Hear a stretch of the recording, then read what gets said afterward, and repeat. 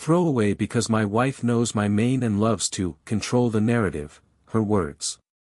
I'm 36M, my wife Tessa is 34F. We've been married 8 years, our daughter, Lily, is 6. We're the pancake on Sundays, bedtime stories on the floor family. Or, we were. The last few months Tessa got mean in this weird, efficient way, like she'd been promoted out of our marriage.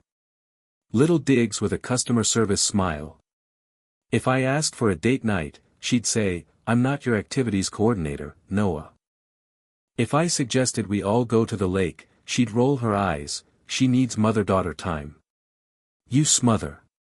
So she booked a week-long bonding trip to a beach resort, just her and Lily. I offered to join for the last 2 days and got a lecture about boundaries. It's not always about you, she said, and laughed like I'd asked to chaperone recess. Day 1, my phone lights up with sun-soaked photos, Lily in a floppy hat, Tessa with a pink drink and a caption, just us girls. When I FaceTimed at bedtime, Tessa declined and texted, beach walk went late, she's out. Tomorrow, promise. I wanted to be the laid-back husband who trusts. I told myself to breathe. Day 2, more sweetness. Sandcastles, matching anklets, Lily's chocolate-smeared grin. Tessa writes, sunrise with my mini-me. I double-tap, heart swelling. Then, first splinter, in Tessa's sunglasses reflection there's an arm across a lounge chair, definitely not a child's. I tell myself it's a passerby. I tell myself lots of things. Day 3, my call goes to voicemail twice. She finally answers from a balcony with the ocean behind her and says, can you not? I just got her down. Don't ramp her up. I apologize. She sighs. Thank you. Growth. At home, I try to keep the routine, lay out Lily's favorite pajamas for when they get back, clean the kitchen, fold tiny socks that still smell like kid. I stand in the doorway of her empty room and get that horrible floaty feeling, like I'm an understudy in my own house. That night a bank alert pings for a late-night dining charge on the joint card. I tell myself she ordered extra fries. Then she posts another caption, room service picnic. Best bedtime story ever. The photos cropped tight, almost nervous. Lily's eyes are happy. I want to be happy with her. By day 4, Tessa's texts are shorter. Spa. No service. Don't spiral. When I ask what Lily loved most about the day, she replies, don't interrogate me, it's bonding.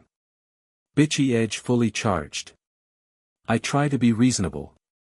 She's tired. Kids are exhausting solo. Maybe I am clingy. Maybe I'm making phantoms out of pixels. But that night, she sends me a live photo of Lily eating ice cream, and for half a second at the end, the audio captures a man's laugh right behind the camera, low, easy, comfortable.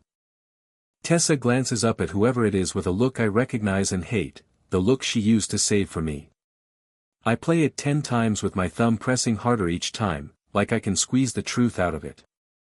I don't know it yet, but that's the moment the vacation stops being a trip and becomes a crime scene. I must have replayed that live photo 30 times, thumb pressed so hard on the screen I left a heat print. You know how iPhone live photos grab that extra sliver of sound and motion before and after the shot? In that split-second tale, the guy laughs and says, hurry up, babe, we'll be late. Tessa's eyes flick up toward him with that soft, private smile I used to collect like seashells. Not a concierge. Not a dad passing by. Someone inside the circle. I wanted to be wrong so badly I tried to prove myself crazy. I opened the photo info, timestamp, geotag. The metadata said 8:41 p.m. Outside the resort's gelato shop. At 8:42 p.m, Tessa had texted me, she's already asleep. Long day. Don't call, we just did bedtime stories. I told myself maybe the phone lagged, maybe sleep meant sugar coma. Then I noticed the edge of a wristwatch reflected in the glass behind Lily's head, broad leather band, distinctive white stitching. Not mine. And not how a hotel worker would stand, close, angled toward her. I resized another picture from earlier, the "just us girls watching the sunrise" selfie. I zoomed into the sunglasses again until the pixels started to break. The arm across the lounge chair had a tattoo, thin band of black around the bicep, like a minimalist ring. I zoomed out. Tessa never liked tattoos. She used to call them lifetime decisions made during weekend moods. You know who does? Her new department lead, Jace. He's 37F going on TED Talk, the guy who says things like synchronicity in budget meetings. I remembered him rolling up his sleeve during a barbecue while joking about a midlife crisis line art piece. I remembered not laughing. Sudden event number 1, our bank pinged again. Room 714, late night dining, $72. That's not chicken nuggets and a kid's milk. The itemized digital receipt populated a second later, bless/curse modern banking. 1, grilled swordfish, 2, filet mignon, 3, chocolate lava cake, 4, 2 sparkling waters, 5, 1 Sauvignon Blanc, split, 375 milliliters. I stared at the words, 2, and, split, like they were taunting me. Tessa doesn't even like red meat. She says steak makes her feel sedated. But her guest apparently likes it enough for both. I called. Straight to voicemail. I texted, everything okay? 3 dots, then nothing. Then, spa tomorrow. Early. Going to sleep. Don't ramp me up. I typed and erased who said, babe, in the live photo. 5 times. I wanted facts, not vibes. So I did what anxious dads do when they're trying not to chase ghosts. I opened the shared calendar we use for Lily, because an angry part of me needed the sanity check that at least the child's care had a record. Tessa had added a new event I hadn't seen, Parents' Night Out, Kids Club 7 to 10 p.m. That's a resort babysitting service disguised as enrichment. We joked about it once, who leaves their kid at a resort to go get drunk? And decided we weren't those people. The description field had a note, approved pickup, Tessa, last name, plus J.W., friend from college. J.W. My stomach dropped so fast I got lightheaded. Jace's last name starts with W. I called the resort, something I told myself I'd never do because I didn't want to be that husband. The front desk put me on hold to music that sounded like expensive dental work. When a cheerful voice came back, I said, hi, this is Noah, last name, I'm trying to make sure my daughter Lily is set for the kids club tomorrow. I'm her father, on the birth certificate, on the account. I can email ID. Of course, Mr. Last name, she said. I heard keys clicking. We do have Lily enrolled for Parents' Night Out tonight, actually. Tonight? I checked the time. 7:10. And the approved pickups? It says Tessa, last name, Ann. J.W. She sounded extra careful on the initials, like she knew she was stepping into lava. Do you need to add yourself? Add me, I said. And can you tell me if there's an additional adult registered to the room? There was a pause so tiny most people wouldn't notice. I did. I only see one primary guest, Tessa, last name. Oh, there's a romance package attached to the reservation. I can't see the name fields on that add-on, but it includes, champagne, late checkout, and red rose petals. I heard my own voice like it was coming from underwater. Rose petals, she finished, throat clearing. Would you like our concierge email? I thanked her and hung up before my mouth could ask for the man's last name and turn me into someone I didn't recognize. I paced the kitchen. I opened the fridge, closed it. Sat, stood. Every time I tried to tell myself I was misunderstanding, another ugly detail volunteered itself for service. In a boomerang she posted of Lily jumping into the pool. There was a cabana number behind them, C7. The resort's Instagram page had a story from earlier that day showing a panoramic of cabanas with a saved highlight called, Couples Retreat. I clicked. C7 was tagged with at Resort Spa Couples. It wasn't CSI, it was social media with a sense of humor. Sudden event number 2, a text from a number I didn't recognize. Hey, this is Maya. We met at your office party. I'm here at the same resort with my sister. I wasn't going to say anything but I think I saw Tessa today with a guy. Tall, tan, little black armband tat. Please tell me that's a cousin or something. She attached a photo snapped from behind a potted palm.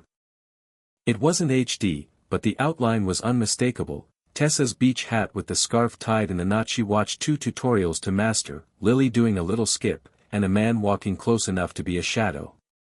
The band of black around his arm was clear as punctuation. I typed, thank you. Not a cousin. She replied, I'm so sorry. If you need anything, I'm in 3F. Random kindness from a near stranger made my throat hot. I opened Find My. We keep Lily's iPad on it for safety, she uses it for cartoons on long drives. It pinged from room 714, not the number I expected. I stared at the map. Pulsing over the resort building. Tessa had posted a boomerang earlier with hashtag Sweet414, she was cute like that, always humble bragging the ocean view in code. Why 714 now? 2 rooms, or did she mislabel? The air felt thin. I grabbed my laptop and started downloading my own sanity, saved every story, every caption, every boomerang, screen recorded the live photo with the laugh and saved it twice in different folders. I pulled the PDF of the late night dining receipt, because paper is real when your life wants to gaslight you. I even printed 1 copy like a 1998 dad because I wanted to hold weight. At 8:55 p.m. my phone buzzed. Tessa, we just finished The Velveteen Rabbit. She cried at the end. Please don't text, she's finally asleep. Let me have this. The audacity of using that book about becoming real through love while having an invisible man in the room made something inside me go very still. I typed, is Jace with you? The 3 dots popped up. Disappeared. Popped up. Disappeared. Then, don't be gross. He and his team happen to be here for a conference. Small world. He popped by to say hi to me and Lily. Can men not exist without you foaming? I stared at foaming until the letters lost shape. The room got noisy with the sound of my own heartbeat. I put the phone down like it was hot. Sudden event number 3, my email pinged with a receipt from a third-party booking site. I'd gotten notifications because I'm the one who booked the original room when we planned to go as a family months ago, before Tessa repurposed it as a girls' trip. The subject line, your add-on, sunset sale for 2, tomorrow 6 p.m. There it was. Not a couple sale, because brands know the word couple can get you in trouble. For 2. If this were a sitcom, that'd be the commercial break. I called my sister, Anna. I told her the facts, not my panic. She listened like a firefighter and then said, book a flight. You're not going to argue over text like a ghost. You're going to go see with your eyes.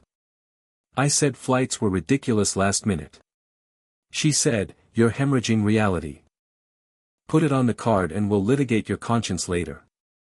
At 2:07 a.m. I bought a seat so expensive it came with free guilt. I packed badly, 2 t-shirts, 1 pair of clean underwear, the anger I hadn't figured out how to wear yet. I slept not at all. The world does this mean trick where it keeps spinning like normal when your life breaks. The airport was full of people in flip-flops drinking airport mimosas at dawn, like joy is a thing humans can do casually. On the plane, I watched the live photo again until the flight attendant asked me to put my phone in airplane mode, as if that could keep me from turbulence. I landed mid-morning in a kind of waking dream. The air tasted like sunscreen and someone else's nostalgia. The resort's driveway did that lavish curve that makes you feel like you're arriving in a commercial. A bellhop smiled at me and I wanted to ask him if it was policy to carry other men's betrayals in rolling suitcases. Inside, the lobby was expensive calm, white stone floors, ceiling fans moving air that smelled like coconut and money. A giant driftwood sculpture announced a kind of curated paradise that looks good on a grid. I walked to the front desk and said, "Hi, I'm Noah, last name. My wife Tessa and daughter Lily are checked in. I'm surprising them." The woman at the desk did the trained smile. Her eyes flicked left to a man in a blazer, "Manager. Security." And then back. "Of course, Mr. Last name," she said. "Let me see, they're in 714. So that was real. I'll add you as authorized." She slid a key card into a little paper envelope. "Here's a map to the kids' club as well. Lily's booked for the afternoon craft session." Her voice was sweet and neutral. I hated how much I loved her for pretending this was normal. Sudden event number 4, as I turned away from the desk, I almost tripped over a display of resort photographer sample prints. The top one was a candid from that morning's family splash hour. 4 people in the foreground, 2 blurred subjects in the background at a lounger that looked very much like C7. If you squinted, you could connect the pixels into the shapes you know like the back of your hand: Tessa's hat tilt, Lily's sun hat ribbon, and a man leaning in, elbow braced behind her with familiarity that doesn't come from popping by. I didn't take the print, that would be insane, but I took a picture of the picture, because that's who I am now, a man who collects proof from the paper flyers of vacations. I found the kids' club first, because my body wanted to see my daughter before it saw my wife's eyes tell me a version of events I'd have to fight. The counselor at the desk, early 20s, Ernest, looked up. "Hi. Picking up Lily?" Her voice assumed innocence and I wanted to live there. "Can I just peek in?" I said, and then added, "I'm her dad," because men around children have to announce credentials like Secret Service. "Of course," she chirped, and motioned me to a window cutout where I could see into a room buzzing with glue sticks and joy. Lily was there at a table with 2 other kids, tongue poking out at the corner of her mouth as she concentrated, eyebrows doing the intense little furrow I've had since I was 6. She was safe, messy with glitter, laughing. I pressed my palm to the window and then pulled it back before I smudged it like a creep. My throat did the hot thing again. "Is her mom on site?" I asked, trying to sound like a dad who just wants to coordinate naps, not a man with a whole ocean in his chest. The counselor checked a clipboard. "Yep. Mom checked her in for another 20 minutes. There's a note, going to the spa, call only if urgent." Then, apologetic, "I'm not allowed to give more detail, but she usually hangs out by the adults-only pool when she's not in the spa." Adults only. I thanked her and walked away before my mouth said something my daughter would someday read. I followed the map to the spa corridor, which had that faint eucalyptus smell that makes people believe in reinvention. At the end of the hall, a glass door opening to the rooftop pool. A sign, "Adults only, 18+." I stood in the shade and watched the human theater I'd never asked tickets for. Couples reading. People calibrating their tans. A bartender carving limes like a surgeon. And there, 2 loungers pushed a little too close together, the kind of closeness you only do when your bodies already know the choreography. Tessa in a wrap, sunglasses on, leaning toward a man whose profile cracked my rib cage open. Black band tattoo on the arm. The easy slouch posture of someone who expects to belong. They didn't see me. Not yet. I could have filmed it.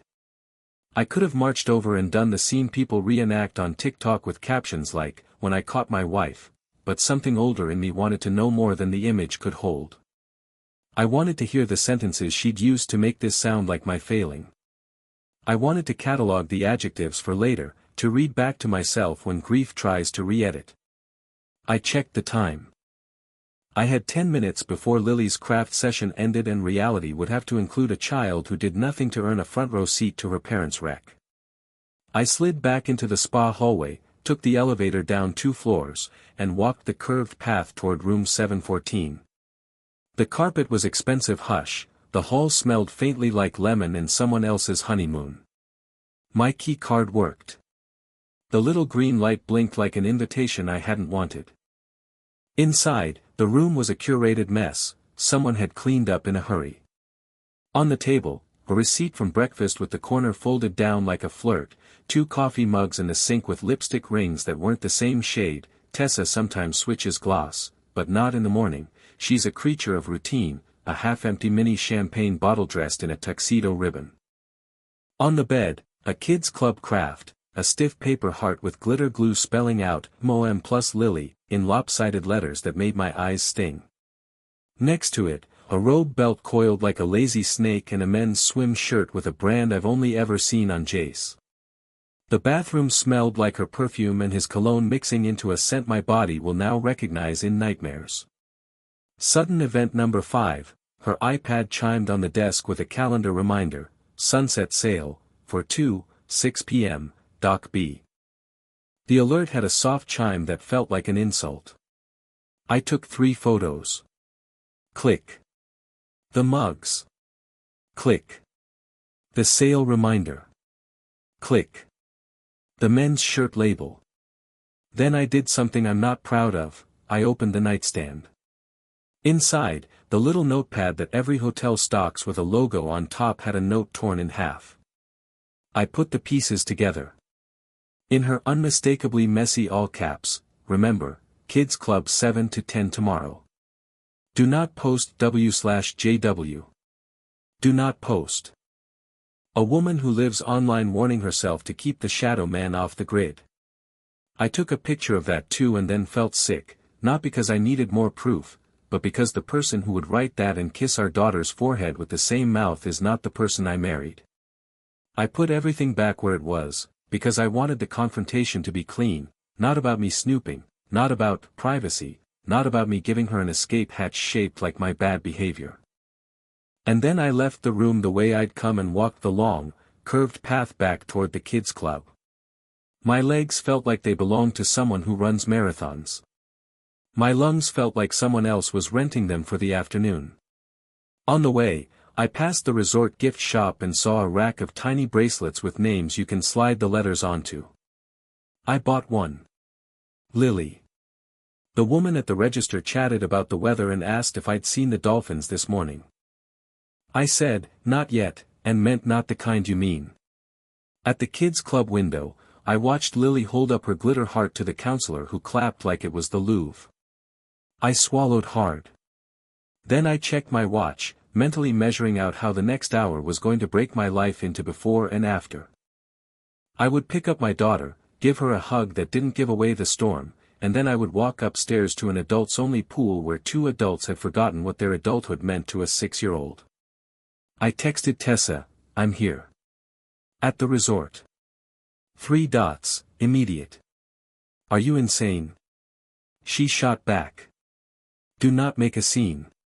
Then, no joke, this is a boundary violation. I wrote, meet me at 714. 10 minutes. Or I walk to the rooftop right now. She replied, you're so dramatic. FFS. Fine. A minute later, Lily better not see you like this. Like what? Like a person who flew to a different state to stop being a rumor. I pocketed my phone, rubbed my face, and told the counselor I was here for pickup. Lily turned and saw me, her eyes went wide the way kids' eyes do when surprise and happiness collide. She yelled, Daddy, in a way that broke me open and held me together at the same time. I got on her level and let her run into me. I breathed in sunscreen and crayons and something like hope. Hi, bug, I said. Surprise. Behind us, the world kept spinning like it didn't know what it was about to watch. I signed Lily out for a surprise with Dad, walked her to the gelato stand, and asked the counselor if she could do one more craft after ice cream. 10 extra minutes bought me what I needed, a clean conversation without my kid in the doorway. Room 714 opened before I knocked twice. Tessa slipped in, sunglasses still on, beach wrap tied like armor. Boundary violation, she said instead of hello. You don't show up unannounced. You're scaring Lily. She's eating gelato, I said. I asked you here to talk like adults. Then act like one, she snapped. This is insane. Jace is here for a conference. He popped by. That's it. I let the quiet stretch. Then I laid out the facts, calm and numbered, like I was reading a grocery list. The live photo audio, a man laughing, hurry up, babe, we'll be late. The room charge, 2 entrees, split wine, after your bedtime story. Kids Club, approved pickup, J.W. The sale confirmation, 4/2, Doc B, 6 p.m. Your note in the nightstand, do not post W/JW. Tessa peeled off her sunglasses, eyes already hard. You're spiraling. You've always been controlling and now you're turning into a hall monitor. I put J.W. because Julie, from college, came down. We added her in case I got a massage. The sale? It's a work perk. The wine was for me, split bottle is small. The audio? Probably the photographer. You are inventing men. Then whose shirt is this? I picked up the men's swim top from the chair, 2 fingers like evidence. She didn't look. Laundry mixed up. God, Noah, touch grass. Knock. Sudden event number 1. A cheery resort host in a polo held up a silver envelope, sunset sale photo package confirmation for Ms., last name. Doc B, couples shot starred at, he clocked my face, went pale, backed away. Door shut. Tessa exhaled through her nose. Great. Now you've embarrassed me. Are you happy? Are you cheating? She rolled her eyes so hard it hurt to watch. I'm seeking oxygen. You plan intimacy like a budget meeting. You make me small and then demand I call it love. This trip is about me and Lily. You crashing it is abusive. Darvo in real time, deny, attack, reverse victim and offender. Where is he now? I asked. Who? Jace. Don't say his name like that. A crack, then the steal again. He's at the rooftop pool. If you go up there and make a scene, I swear to God, HR will be looped before your tantrum lands. I'm not making a scene, I said. I'm making decisions. Her phone buzzed on the nightstand. Jace, you good? Boat still on. She flipped it face down, lips thinning. I flew here to look you in the eye, I said. Not to scream. Not to post.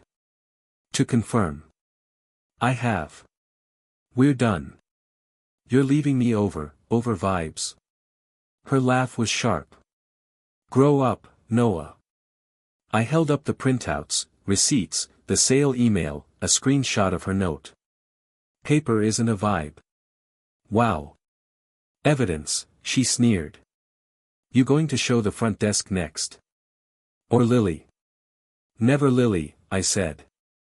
You don't get to weaponize her. She blinked first. Then she squared her shoulders and went for a new angle. Fine. Trial separation. We'll do a nesting schedule. You get her 2 days, I get 3, and we'll. No, I said. I'm taking Lily for the afternoon.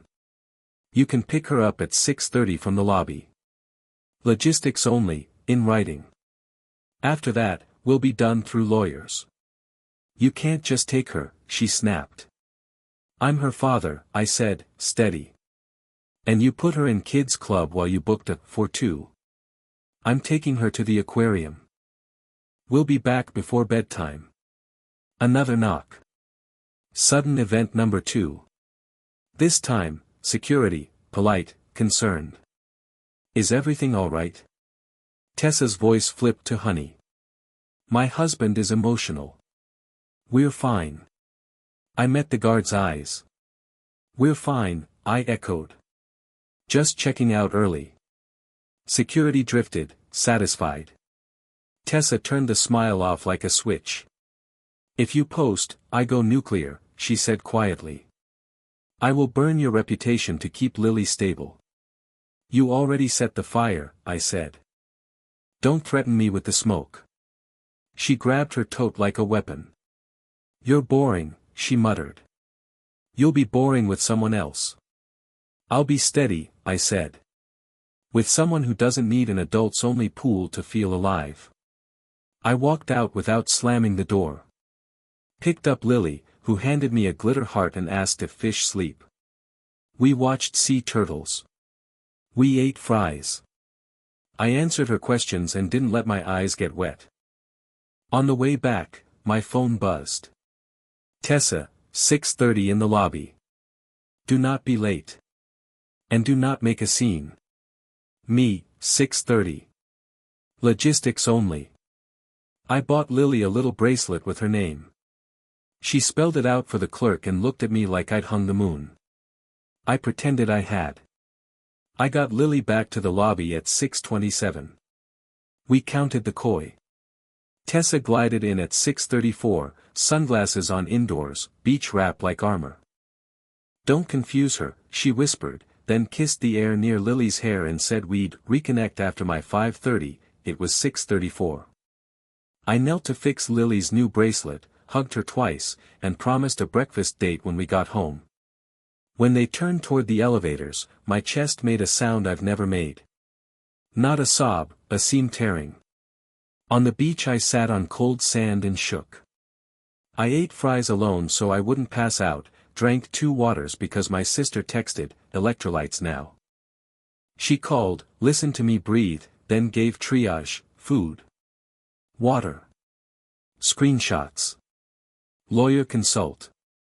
No arguing over text, logistics only. Book STI testing. Move half the joint cash. Sleep somewhere you're not haunted. I did the boring brave things. I saved every receipt, exported every story, backed them up twice, folder name reality.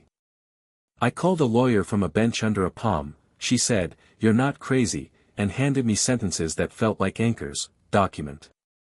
Don't debate. Boundaries in writing. I booked testing. Froze the joint card. Opened my own. Wrote a template reply so I wouldn't get sucked into the mouth of her narrative, logistics only. 5 to 6 pickup. No discussion. Tessa's messages rolled in like tide, joint statement. We'll do nesting, my structure. If you humiliate me, HR will be looped. I typed a dozen scorching replies to Jace, then deleted them. I'm not performing this for strangers. I wrote a note for future me instead, do not negotiate with stories that require you to disappear.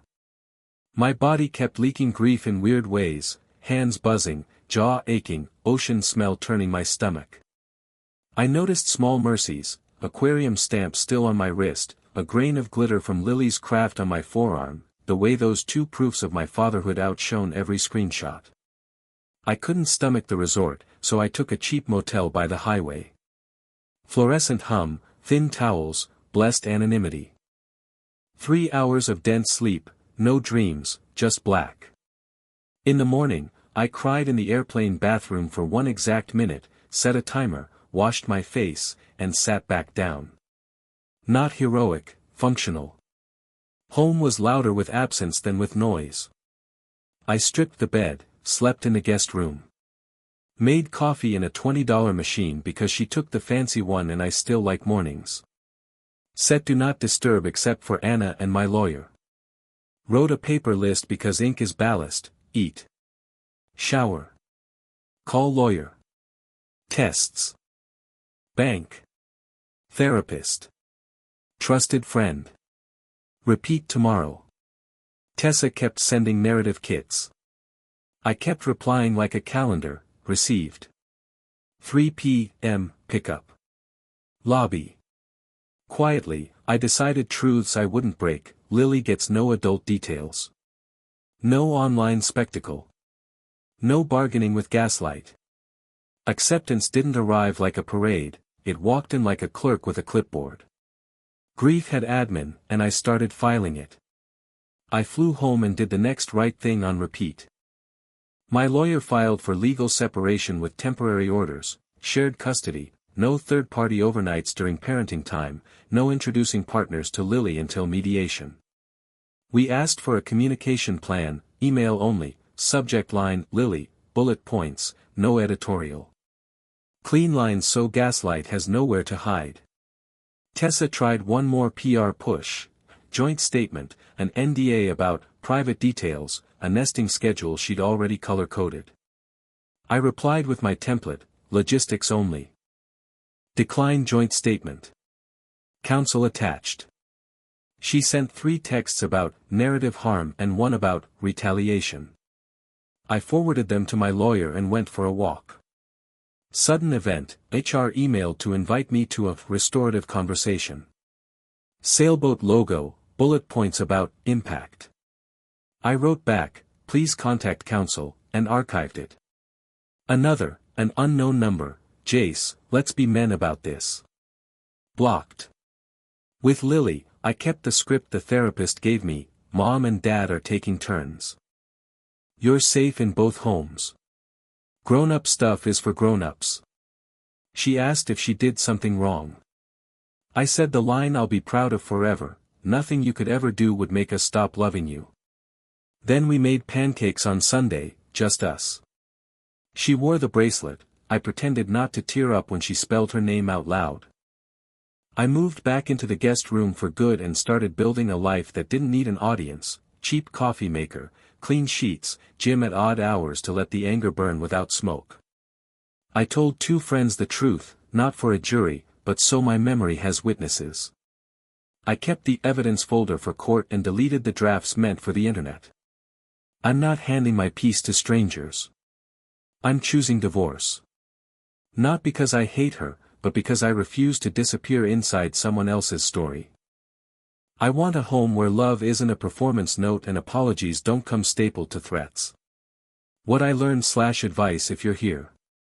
Trust a pattern over a promise. Screenshots aren't revenge, they're memory. Don't argue in the fog. Write a template. Use it. Loop in counsel early, boundaries feel less like war and more like oxygen. Protect the kid's mind like it's sacred, because it is. You're not boring. You're steady. Steady is how you swim to shore.